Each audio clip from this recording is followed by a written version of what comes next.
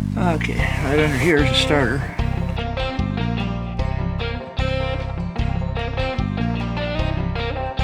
Hey, welcome back. Well, this is my 1992 Chevy Astro EXT, which stands for Extended, and it's a van, of course. Check out that transmission cooler there. Before I bought it, the owner, he'd taken very good care of it, but he was using it to pull a trailer to and from Vegas with craft items, so I don't think it was working too hard, especially with that transmission cooler, but it's been real good to me. I have not had any really serious problems, never left me stranded, never wanted a divorce, or never tried to leave me. So, but she's demanding a little bit of attention, and so as you can see, I can't do nothing about her makeup. Her makeup's coming off there, all over the sides a little bit, but maybe one of these days she'll get a facelift. I don't know. But let me show you what I'm going to do. I've got her raised up about every which way but loose under there, and she's needing some attention. Having a little starter issue. Starter's kind of missing every once in a while, or getting slow. But she's also got another issue. Let me show you. Okay, right under here is a starter, and I'm going to go ahead and change it. For all I know, it could be the original.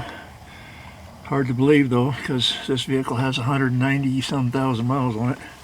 But here's another issue that I might attend to, and you can see she's been changing her own transmission fluid a little bit. Every now and then she wants a little bit more. When I first got her, she didn't want so much, but she's gotten kind of hungry for it lately, and I'm going to go ahead and change the filter and fluid in it, and the gasket, of course. It's probably leaking more on the other side than it is here. I don't know. Now, this video, I'm not going to do that in this video, so if you don't want to miss me get transmission fluid all over myself, then you might want to hit that subscribe button, and when I get to this filter thing, after I do the starter, you'll get a notification. So there you are.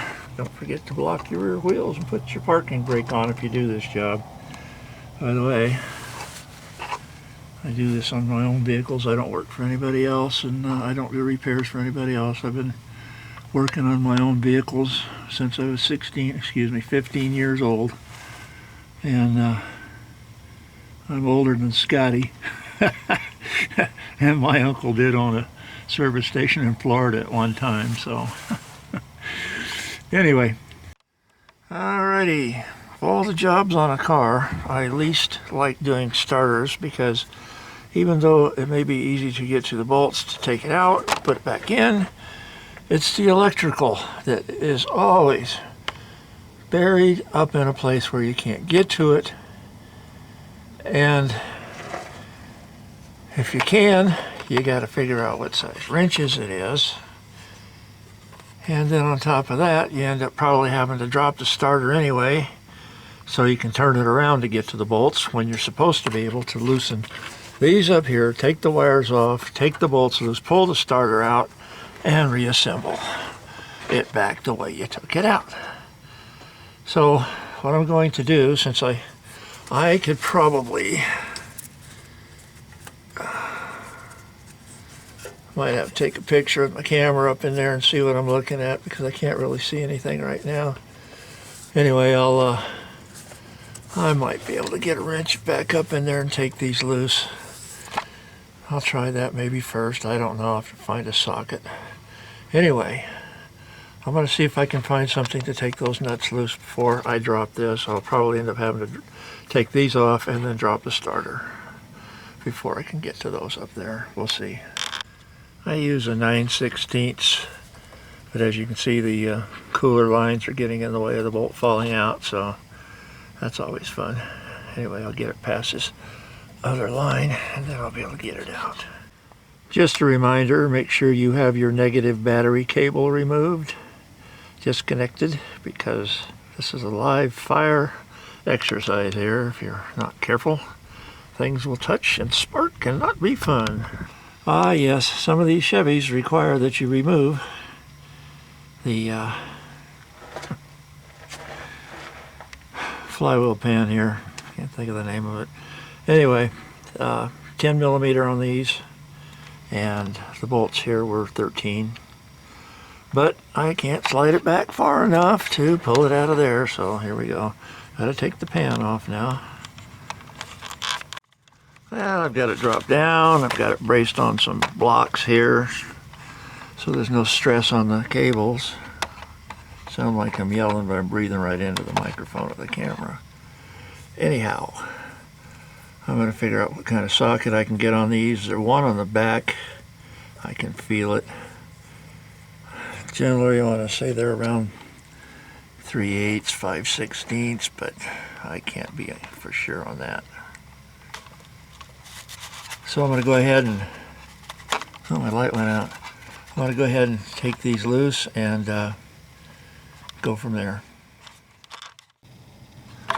Alright, the large nut on the back side here is a 13 or a 1/2 inch. I believe this one might be the same, but there's one on the back side with one wire going to it that I don't know what it is. This one here I do not have to take loose. It goes right to the starter. I am just losing my touch as I get older, it looks like. Alright, there she is. This back one here was a little 8 millimeter. And this new one over here is going to be totally different. Maybe. At least on the little one I think it will be. The large nut looks like it's the same size. Alright, she's all back together. Gotta tell you, it's a real pain. These transmission lines get in the way of these bolts. Starter's very heavy. I had to have a little brick over here and a piece of wood to set everything up on. Of course, you saw that, I think. Anyway, I believe I got it all back together. And couldn't film much of it, of course, because, you know, hands are in the way, camera's in the way. I barely had enough room for me under here. Anyway, so if you don't want to miss the next video where I change the oil in this transmission and the filter, then go ahead and hit that subscribe button. And like I say, until the next video, hope all your repairs go well, and starters are not all that hard to do, but they are a pain. So, till the next video, this is Steve AZ711, Cars, Trucks, and Detours. Bye for now.